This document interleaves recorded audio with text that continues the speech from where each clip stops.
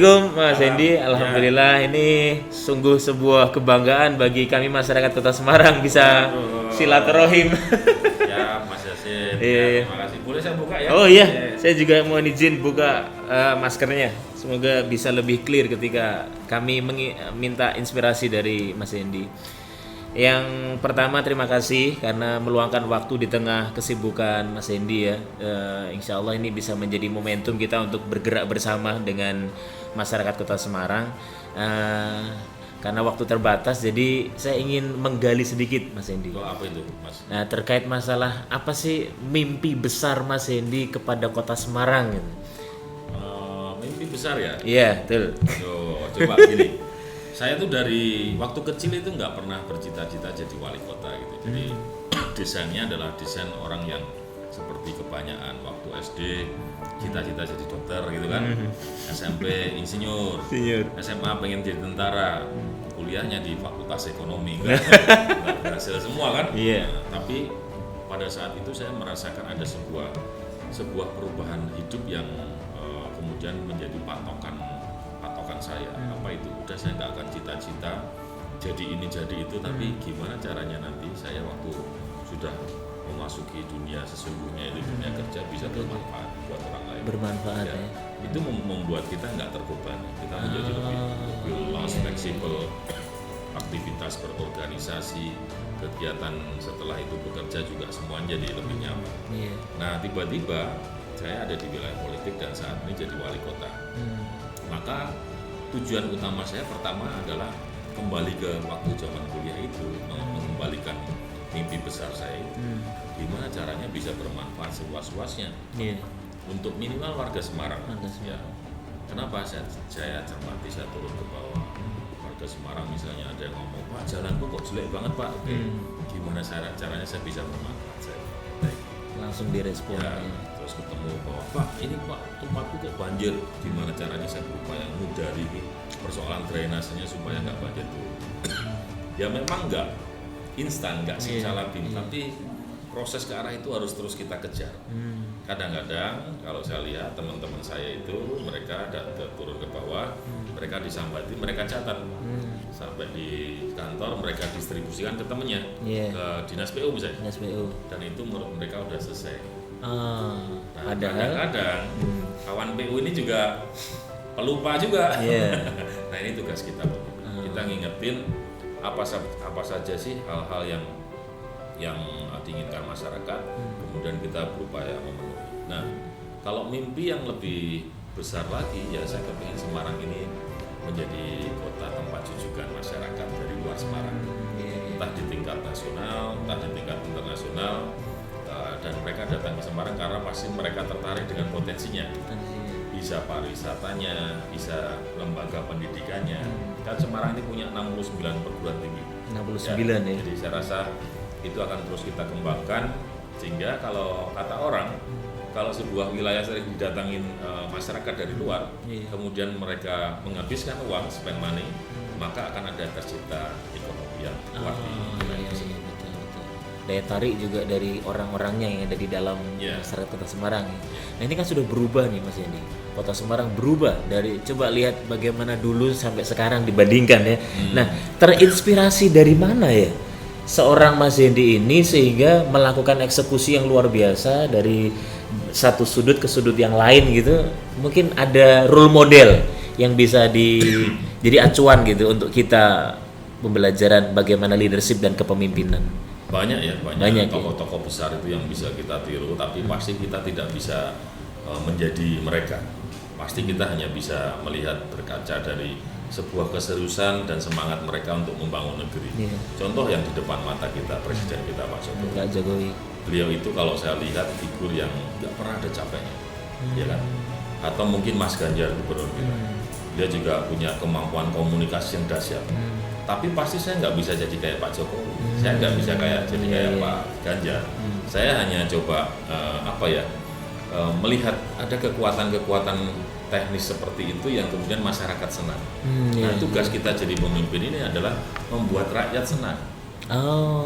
Tapi tidak kemudian hanya memberi janji-janji surga. Senang karena kemudian keinginan mereka bisa dipenuhi oleh pemerintah. Iya. Nah, kami coba lakukan itu terus.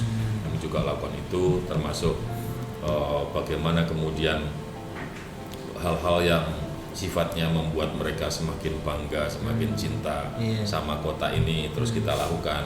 Jadi menyelesaikan faktor utama kendala Semarang dulu. Apa itu? Saya lihat waktu 2011 ada yang namanya banjir dan rob. Banjir dan rob.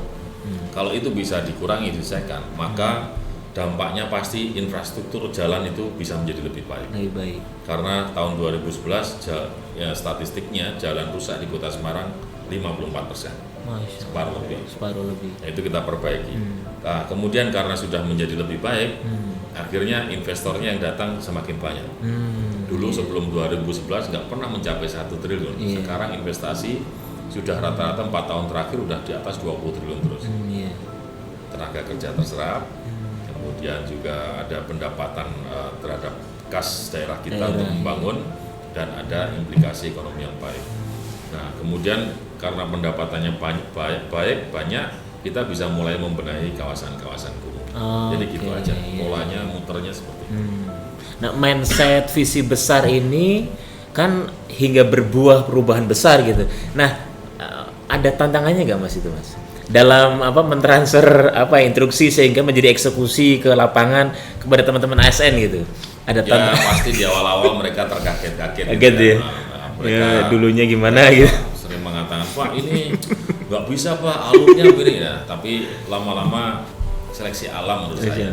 Ternyata banyak hal-hal yang sepanjang kita tidak melakukan pelanggaran aturan untuk kepentingan pribadi, mestinya jalan saja untuk kepentingan masyarakat. Dan seleksi alam ini lama-lama membuahkan rekrutmen PNS, pejabat yang mampu seirama dan sejalan dengan kami.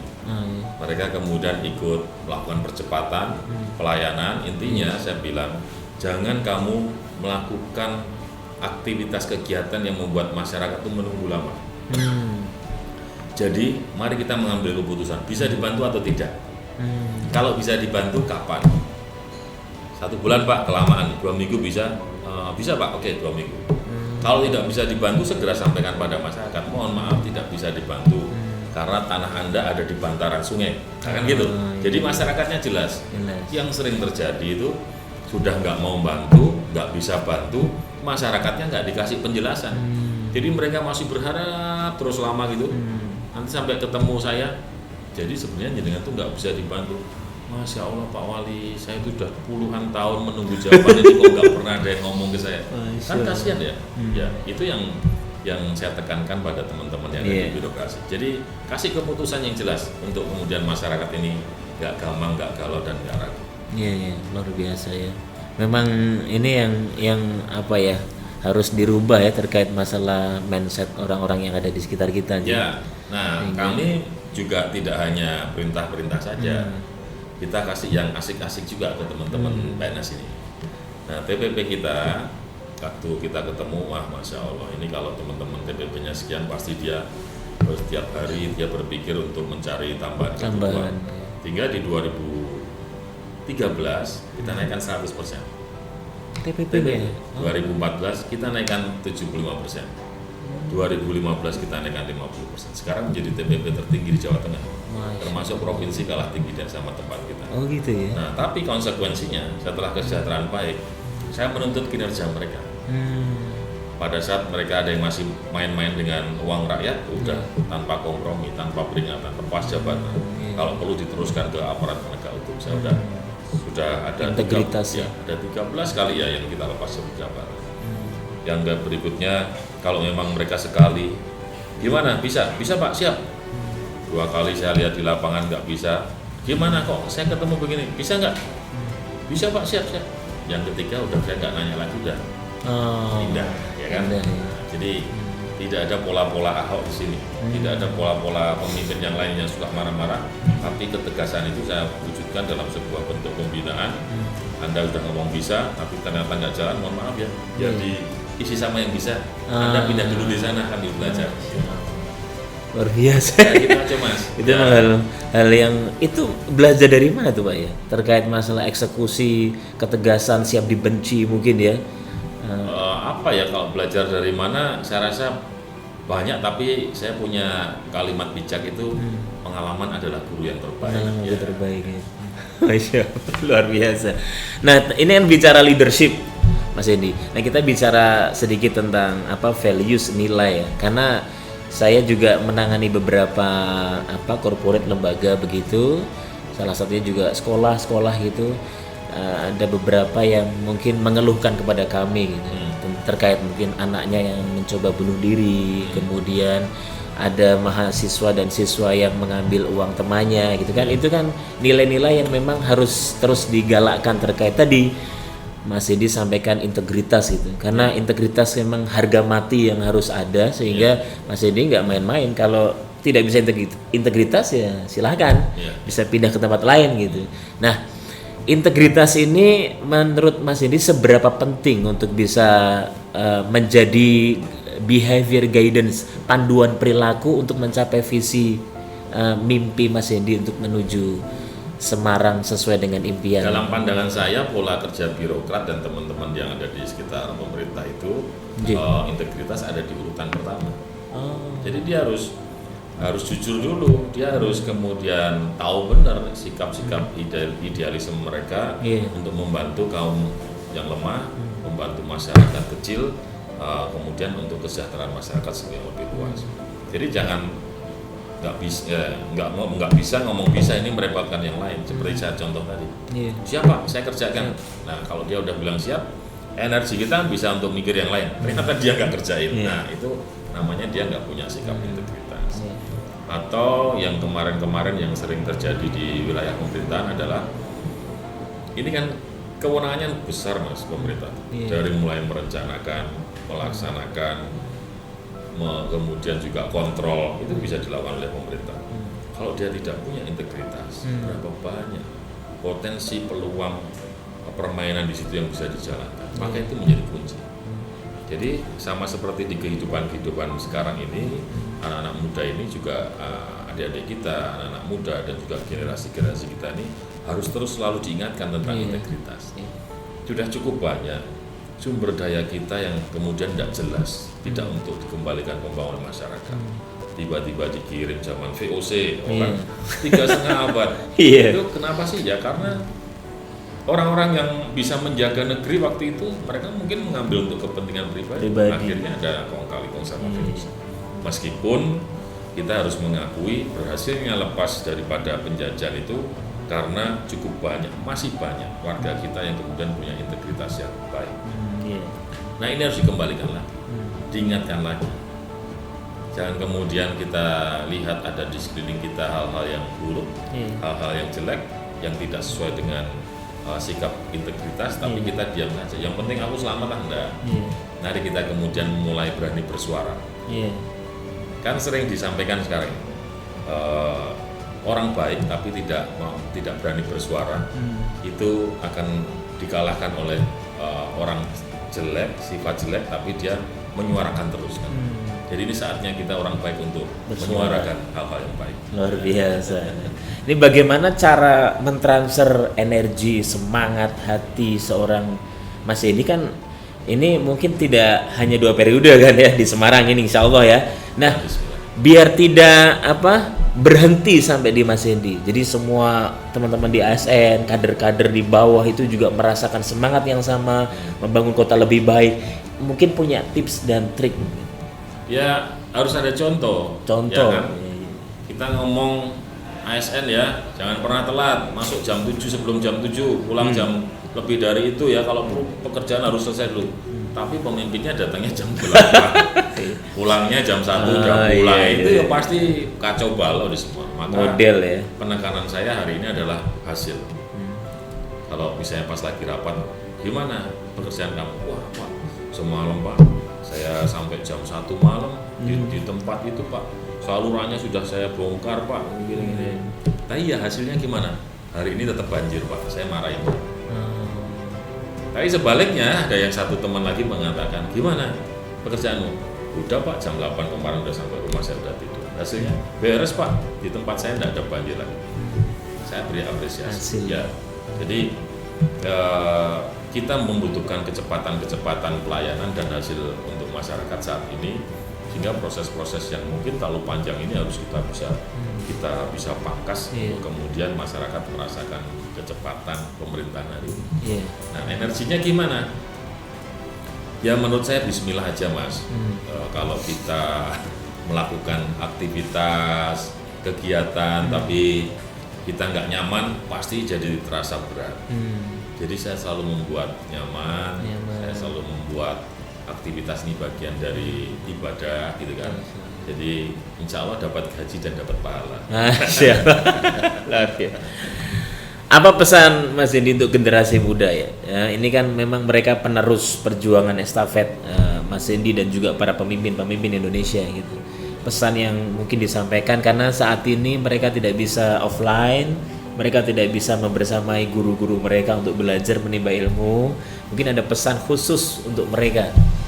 Ya, buat kawan-kawan, adik-adik saya, teman-teman muda, bahwa sesuatu yang besar itu selalu dari yang kecil. Jangan pernah melihat hasil akhir dari sebuah proses perjuangan. Misalnya begitu, wah enak ya Pak Hendy jadi wali kota, bukan. Tapi bagaimana proses kita bisa menjadi wali kota itu bisa menjadi sebuah pengalaman dan guru buat kawan-kawan muda. Atau Pak Jokowi kok enak banget ya, terus bisa jadi presiden. Tapi mari kita lihat bagaimana beliau dari muda, dari mulai di Aceh kerja, kemudian kembali Solo, menjadi wira swasta, jadi wali kota dan seterusnya. Hampir waktu untuk keluarganya itu sangat terabaikan. Itu proses-proses yang harus ditiru anak-anak muda. Maka teruslah bersemangat, teruslah berkarya. Hari ini kesuksesan tidak karena dari siapa kita dilahirkan. Hari ini kesuksesan bukan karena seberapa banyak uang orang keluarga kita, tapi kesuksesan ini ditentukan oleh karya-karya panjenengan, kemudian kegiatan-kegiatan panjenengan yang pasti harus bermanfaat untuk bangsa negara. Masya Allah, luar biasa. Terakhir Mas Hendy, semoga ini bisa menginspirasi teman-teman generasi muda. Apa masa-masa paling sulit yang itu membuat Mas Hendy mungkin kadang ingin menyerah gitu kan, sehingga merasa menjadi di titik terendah begitu dan ingin bangkit rasanya berat, sehingga itu bisa menjadi tolok ukur mereka untuk bisa belajar kepada seorang Mas Hendy. Masa-masa sulit mungkin dulu ya, dari sebelum wali kota sampai sekarang menjadi seorang inspirator. Apa ini? Ya kalau sekarang saya sudah ketemu begini, artinya masa sulit itu bisa kita lewati karena sebuah keyakinan. Ya Tuhan itu kan memberikan cobaan, tantangan untuk umatnya, pasti ada jalan keluarnya. Tapi ini saya baru ketemu terakhir ini.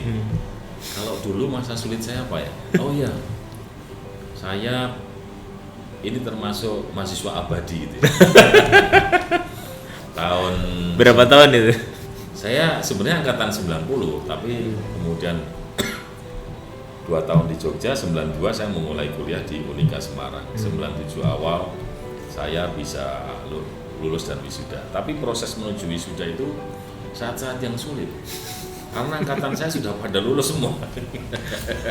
Dan saya cukup ada lama dalam sebuah titik yang gimana ya, apa saya harus keluar dari kuliah ini. Tapi saya melihat orang tua kita ini kan sudah memberi pengorbanan yang luar biasa.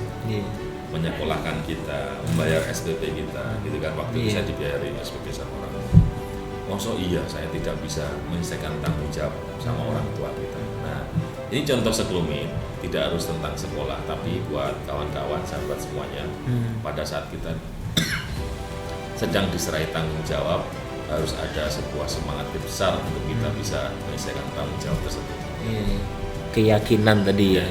Karena ya semuanya pasti akan berlalu, sehingga dengan keyakinan itu bisa melalui masa-masa sulit. Ya, yakin aja, semangat, bismillah kita bisa selesaikan kesulitan kita. Ya, tidak ada kado yang lebih indah untuk kita sampaikan kecuali kado itu adalah doa untuk Mas Hendy. Semoga bisa terus istiqomah membersamai masyarakat Kota Semarang dan bisa menjadi inspirasi untuk generasi muda terutama, sehingga nanti bisa lahir Mas Hendy baru yang siap untuk melanjutkan estafet Mas Hendy. Amin. Siap. Terima kasih waktunya. Semoga terus bisa sehat dan dijaga oleh Allah dan bisa melanjutkan perjuangan untuk membangun Kota Semarang lebih baik.